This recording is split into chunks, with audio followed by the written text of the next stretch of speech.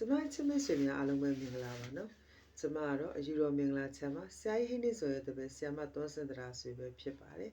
ဒီတစ်ပတ်မှာတော့စနေသားသမီးများရဲ့တပတ်တာကံကြမ္မာကိုတဲတော်နမိတ်ကပ်များပြင်ဟောကြားပေးသွားမှာဖြစ်ပါတယ်ရှင်အွန်လိုင်းကနေလည်းဗီဒီမေးမြန်းလို့ရပါတယ် Viber နံပါတ်2910 9338ဆိုတဲ့နံပါတ်ကလည်းဗီဒီမေးမြန်းလို့ရပါတယ်နော်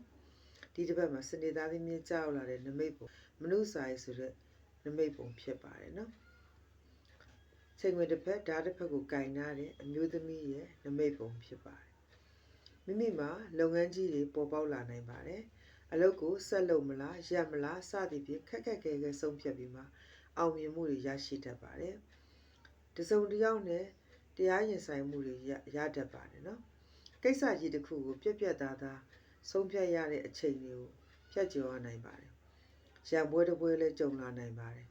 မိမိမှာခက်ခဲများရှိတော့လဲအားလုံးပြေပြောက်သွားမှာဖြစ်ပါတယ်။နှစ်ကြိမ်နှစ်ခါရှေ့တိုးရခဲ့နောက်ဆုတ်ရခဲ့တဲ့အခြေအနေမျိုးတွေနဲ့လည်းကြုံတွေ့ရတတ်ပါတယ်။မေတော်မနုစာရာမားစာမှာဖြစ်ပါတယ်။လူချင်းမွန်းခံရတာတော့ရှိပါတယ်။ထီပေါက်ကင်းရကျင်းသေးတဲ့လောက်ရှိလို့ထီထိုးပြအောင်ထိုးဖို့အတွက်တိုက်တွန်းလိုပါတယ်နော်။နေရာတွေပြောင်းရွှေ့ရတတ်ပါတယ်။ခီးဝေးတွေလည်းသွားရတတ်ပါတယ်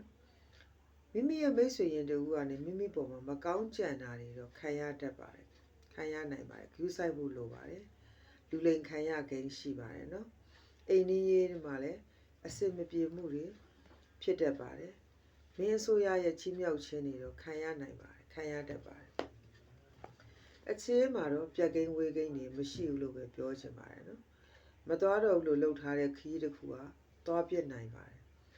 တင်တန်းကိစ္စဆောင်မွေးကိစ္စတွေမှာအဆင်ပြေချောမွေ့မှုတွေတော့ကြုံရနိုင်ပါတယ်စနေသားသမီးမိတ်ဆွေတွေဆိုဒီတစ်ပတ်မှာငွေအလုံးရင်နဲ့ဝင်လာတတ်ပါတယ်အလူတန်းအောင်လုံနိုင်တဲ့အခြေအနေမျိုးတွေကြုံရနိုင်ပါတယ်မိမိတော်၎င်းမိသားစုတွေမှာတော့၎င်းခွဲစိတ်ခံရမှုတွေလည်းကြုံလာရတတ်ပါတယ်နော်မမျှော်လင့်ပဲခွေးကြိုက်ခံရတာတို့ဖြစ်တတ်တဲ့အတွက်ဂရုစိုက်ဖို့လိုပါတယ်အပူအေးမမှန်တာတွေပါယောဂါတွေလည်းဖြစ်နိုင်ပါတယ်